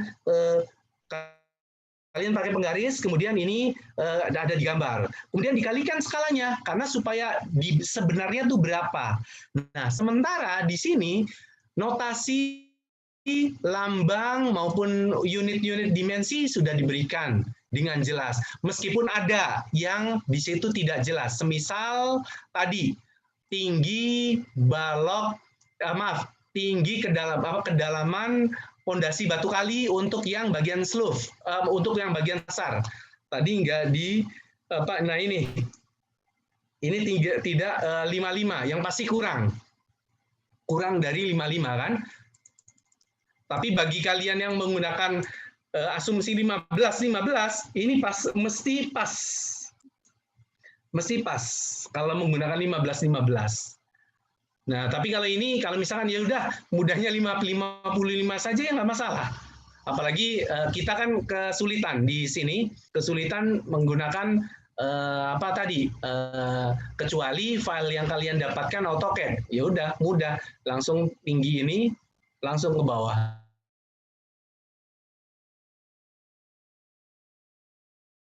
Bisa dapat notasi. Misal itu ya nanti saya cek dengan proses hitungannya lah. Proses hitungannya bagaimana. Tapi yang pasti kita bisa mencukupkan dari notasi atau unit yang tersedia pada gambar sebenarnya. Selain juga ada yang ini perkiraan saja, entah 50 karena kurang dari ini. Baik, Pak. Terima kasih. Oke. Ada lagi pertanyaannya? Izin bertanya, Pak. Ya, silakan. Nah, dalam pengerjaan itu kan saya salah lihat denah ya, Pak. Iya. Jadi total panjang fondasi selasaran itu salah, Pak. Kurang panjang, Pak. Jadi gimana? Yang berarti hanya dihitung semisal ini ya, dari sini sampai ini aja. Ini yang nggak dihitung. Bukan, Pak, malah salah lihat denah karena waktunya mepet, jadi malah pakai denah yang leveling itu, Pak. Jadi yang paling awal itu, Pak. Sebentar. Nah, itu. Yang mana ya? Yang mana? Yang ke bawahnya ya, lagi. Yang ini. Nah, iya, Pak. Oh. Karena habis jadi nggak sempat ke bawah, Pak. Berarti yang ini nih bukan slope ya, ini dinding. Iya, jadinya, Pak. Ya, oke. Ya nanti saya lihat di proses hitungannya. Jadi yang penting ya berarti kalian berasumsinya dengan ini nih. Tapi nanti saya lihat dari sisi proses hitungannya. Makanya saya nggak bisa menentukan dalam satu paket ya untuk jawaban di esai studi kasus ini. Karena atau barangkali ada yang keliru, semisal yang tadi Mas Guru ya? Iya, Pak. Ya, nanti saya cek kalau yang semisal ini atau kawan-kawan yang lain semisal ini ya tentunya saya cek dari proses hitungannya. Begitu, Mas. Baik. Terima kasih ya, Pak. Oke. Ada lagi yang lainnya? Oke, kalau gitu saya cukupkan sampai di sini. Maksudnya untuk pembahasan soalnya, jadi intinya sesuai dengan asumsi yang ada ya. Tadi ada yang menggunakan, ada yang keliru di detail dengan di legenda, atau dengan detail dengan di potongan itu berbeda untuk dimensi dimensi slope. Kemudian juga tadi juga ada yang dari penampang melintang diperhatikan untuk tulangan tumbuhan lapangan, sedangkan ini ya nanti saya sesuaikan dengan asumsinya, baik itu untuk pekerjaan slope, kolom maupun balok. Demikian. Adapun bagi yang keliru dari sisi asumsi, ya nanti saya cek dari sisi ini ya, dari sisi proses perhitungannya. Mudah-mudahan saya bisa memberikan nilai yang proporsional. Karena ini sudah masuk, saya bukan jawaban yang fix ya, kayak soal jenis pertama, soal jenis kedua juga saya mungkin nggak bisa fix, harus letter luck, kalian harus sama persis, kan nggak bisa. Apalagi ini untuk menghitung volume. Tapi yang satu hal saya akan lihat dari proses hitungannya dari masing-masing jawaban untuk perhitungan volumenya. Demikian. Baik. Saya langsung saja beralih karena sudah tinggal 15 menit lagi. Saya beralih ke materi di sini. Ini sudah saya share ya ke Google Classroom, sudah saya share. Jadi ini akan dijadikan materi ini ya. Akan saya jadikan materi tugas. Materi ini saya jadikan tugas. Yang harus kalian perhatikan adalah di bagian ini untuk tata laksana bangunan ini ada 3 poin. Ada pengantar teknoekonomi, ada proyek konstruksi, ini ada manajemen proyeknya, pokoknya dari sisi konstruksi, kemudian organisasi proyeknya. Jadi di proyek itu ada siapa saja yang terlibat, owner, konsultan perencana, arsitek, kontraktor, kemudian kontraktor juga ada subkonnya, macam-macam, subkon pondasi, subkon MEP, dan yang lainnya. Kemudian yang bagian ketiga adalah pengenalan BIM. Jadi ini lebih baru, sama dari organisasi proyek juga, tapi ini lebih baru dikenalkan di Indonesia. Meskipun peraturannya sudah ada, sudah terbit sekitar 2018. Nah, di situ juga diberikan bahwa dengan luas bangunan sekian, untuk proyek-proyek yang besar itu harus menggunakan BIM, Building Information Modeling, yang saat ini digunakan yaitu yang 3D. Jadi output 3D, 3D-nya itu harus sama dengan output di lapangan. Tentunya menggunakan software. Jadi yang terlibat organisasi proyek di sini, yang manual yang terlibat itu akan bisa langsung dapat hal-hal up to date secara bersamaan. Tambah kurang masing-masing tahu, tidak langsung istilahnya mendelegasikan dari owner ke konsultan perencana ke kontraktor menggunakan sistem BIM.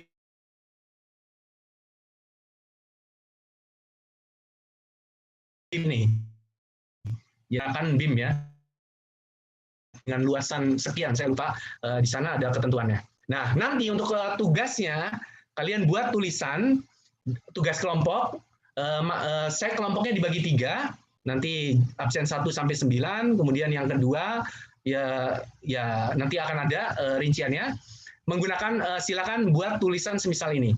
Nah, untuk pengantar teknoekonominya ini sedikit saya berikan bahasannya, meskipun ini bukan pembatasan, silakan ditambahkan dari berbagai sumber yang ada. Jadi di sini ada biaya daur hidup bangunan, biaya yang semisal tadi ya, biaya bangunan dan biaya konstruksi, biaya investasi, biaya operasional dan pemeliharaan bangunan, kemudian analisis teknoekonomi bangunan tinggi. Untuk materi pendukungnya sudah saya berikan di sini. Untuk teknoekonomi saya bahasan yang ringkas tapi padat, bisa dilihat di panduan sistem bangunan tinggi untuk arsitek dan praktisi bangunan oleh penulisnya Insinyur Jimmy S. Juwana, tingkat banyak. Nah, materi-materi pekan 8 ini hakikatnya ini pengenalan untuk kalian. Paling enggak saat menyusun RAB, tahapannya itu dilalui dari awal sampai akhir. Dari mulai persiapan sampai finishing. Sama ketika melakukan proyek konstruksi ini. Nah, kalau di analisis teknoekonomi, nanti kalian bisa ketika menghitung RAB itu, kalian bisa misalkan untuk gedung ya, karena ini masuknya untuk gedung tinggi. Ketika untuk gedung, kalian bisa menghitung hanya satu lantai, lantai pertama. Lantai kedua, tiganya kalian bisa menggunakan pendekatan. Kalau kalian nggak mau menghitung keseluruhan, kalian bisa menggunakan pendekatan. Ada di sana nilai-nilai ekivalennya. Misalkan kalau nggak salah, ketika lantai pertama sudah kalian hitung nilainya, untuk lantai kedua koefisiennya 1,09 dari nilai lantai 1. Jadi 1,09 dikalikan aja biaya yang sudah kalian hitung untuk lantai 1. Lantai 2-nya, lantai ketiganya kalau nggak 1,2 sekian koefisiennya. Jadi bisa menggunakan pendekatan itu. Ini dari pendekatan dari teknoekonomi ya. Dan ini juga ada dari sisi biaya investasi dan yang lainnya. Silakan kalian buat sendiri atau rangkum sendiri dalam tugas. Jadi ini sesuai dengan kelompoknya. Kelompok 1 ini pengantar teknoekonomi. Kelompok 2 ini proyek konstruksi, ini beberapa isu. Untuk bahasan proyek konstruksi, di sini ada beberapa, lumayan banyak saya berikan, tapi bila bisa juga kalian googling ya, baik yang untuk pengantar teknoekonomi juga silakan googling. Nah, cuma sedikit akan saya sampaikan pendahuluan, akan saya sampaikan ini catatan, bahwa di sini ada materi pendukung sudah masuk dalam bahasan teknis, seperti aplikasi Microsoft Project. Ini di dalamnya ada bahasan teknis seperti metode PERT, kemudian mencari critical path dari suatu progres langkah-langkah dalam sebuah proyek konstruksi. Mencari critical path itu nggak perlu. Tapi untuk bahasan umumnya silakan bisa kalian cantumkan. Jadi, nah di sini juga ada untuk penjadwalan proyek itu kalian harus mengenal kurva S. Jadi kurva S itu langkah-langkah atau tahapan-tahapan konstruksi dan kerja diperkirakan, sehingga nanti terwujud dalam sebuah kurva S rencana. Kurva S rencana. Nah, nanti dalam proyek sebenarnya, dalam pekerjaan sebenarnya, nanti ada yang namanya kurva S aktual. Ketika misalkan dibuat kalender kerjanya misalkan 60 hari. Nah, nanti kalian kurva S rencana sudah ada tuh, karena emang mirip bentuknya S ya. Nanti kurva S aktualnya, apakah kurvanya itu di atas kurva S rencana ataukah di bagian bawah? Apakah terjadi percepatan atau pelambatan? Supaya bisa mengevaluasi. Kalau misalkan terjadi pelambatan, kita harus mencari cara atau ide atau strategi yang sekiranya kita bisa mengejar ketertinggalan. Nah, kalau misalkan percepatan juga bagaimana? Karena bagaimanapun kalau masalah hari, kan itu kaitannya dengan makin cepat sebuah proyek, itu kaitannya dengan keuntungan yang diperoleh. Jadi nanti dari sisi itu juga nanti akan ada bahasan tersendiri. Tapi paling enggak tahapan-tahapan proyek dari sebuah proyek itu nanti bisa ketahuan. Intinya semisal itu.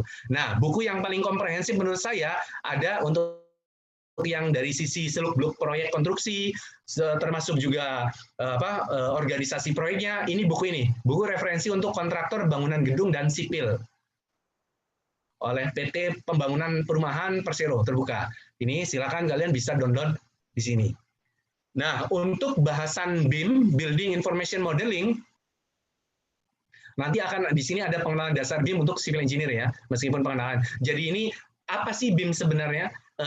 BIM itu. Nah, nanti silakan kalian ambil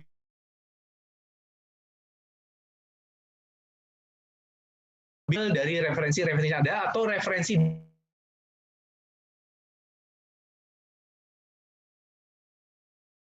di luar itu. Secara umum, jadi 3D yang kita rencana sama atau tidak. Kemudian juga sekarang ada lagi 4D, kemudian 5D, ada 6D sampai 7D. Itu dengan penambahan item tertentu seperti untuk 3D tadi ya, 3D itu yang jadi harus sama yang kita modelkan wujud bangunan yang kita modelkan dengan yang sebenarnya itu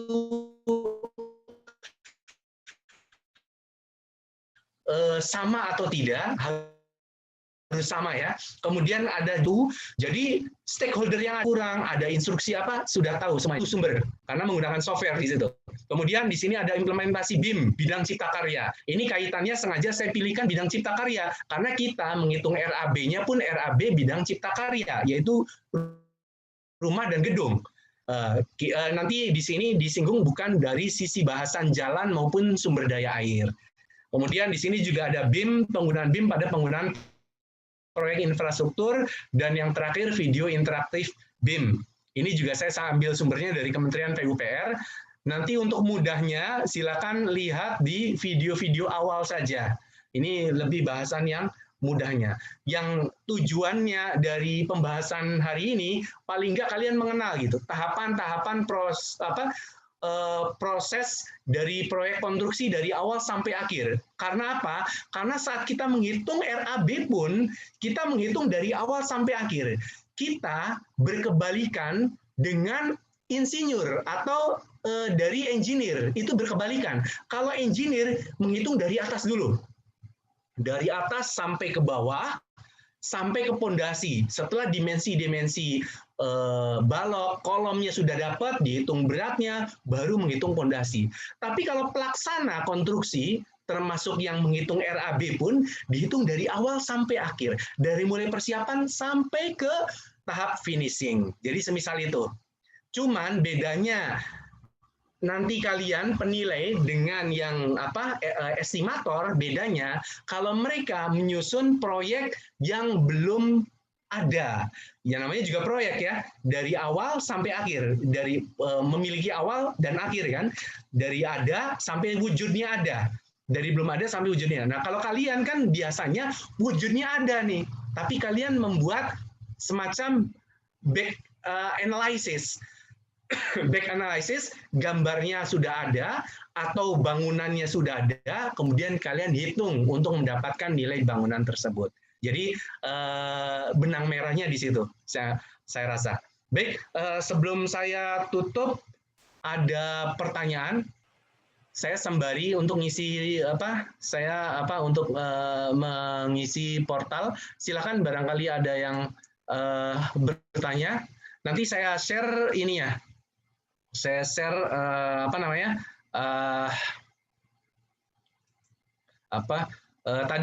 untuk tugasnya ya. Maaf Pak, izin bertanya. Oke, silakan. Tugas ini kelompok atau individu Pak? Kelompok.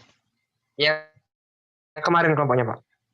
Karena ini ada 3 bahasan, maka kelompoknya dibagi 3. Nanti saya berikan ini, saya akan share ke Google Classroom. Sebentar, saya akan share ke Google Classroom.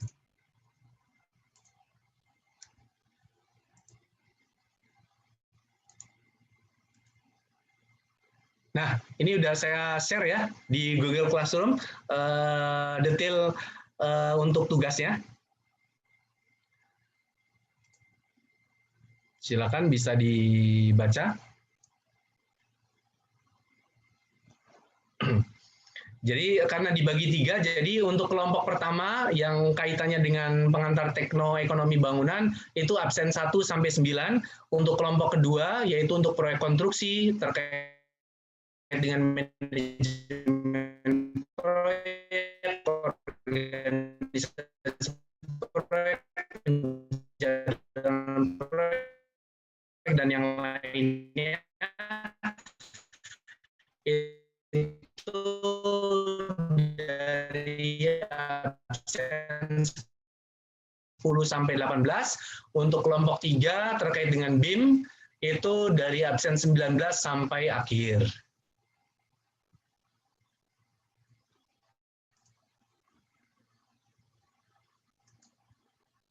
Ya. Pertanyaan ini saya rasa cukup ya. Saya terus terang belum selesai untuk mengkoreksinya. Jadi gini, kalau sekiranya seperti yang berapa hari setelah hari terakhir UTS itu nanti diharapkan dosen bisa mengupload nilainya di portal supaya kalian bisa melihat. Kalaupun tidak bisa sampai di deadline waktu itu, nanti dosen agar diharapkan memberikan nilainya langsung ke mahasiswa. Makanya nanti kalau misalkan saya nggak bisa saya melampaui dari batas waktu itu, nanti akan saya share ke PIC kelasnya. Nanti saya akan share, dan nanti saya silakan barangkali ada yang ingin cross check atau konfirmasi sesuatu apapun. Tapi paling tidak koreksiannya sudah saya ulas. Mungkin yang agak sedikit nanti agak pelik karena saya harus lihat kasus per kasus dari mahasiswanya ya, untuk yang dari hasil hitungannya, yaitu dari sisi hitungan untuk studi kasus. Ya, baik, demikian. Sebentar, saya ingin menutup dulu yang portal ya, takutnya ketinggalan. Oke, saya tutup dulu. Oke.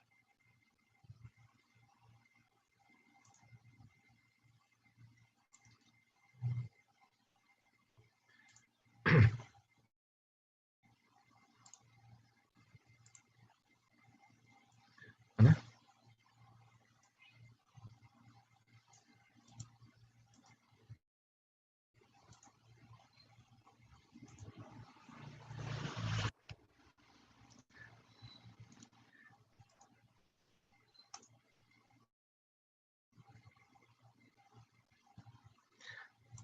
Ya, untuk yang di Google Classroom sudah terbaca semua ya, untuk dari slide PDF-nya dan detail tugasnya? Sudah, Pak. Oke. Sudah, Pak. Baik, kalau gitu saya cukupkan sampai di sini. Terima kasih atas partisipasi semuanya. Saya sampai menanyakan satu persatu dari kalian tadi. Baik, saya cukupkan sampai di sini. Terima kasih. Assalamualaikum warahmatullahi wabarakatuh dan selamat malam semuanya. Waalaikumsalam. Waalaikumsalam warahmatullahi Malam. Terima kasih, Pak. wabarakatuh. Terima kasih, Pak. Terima kasih, Pak.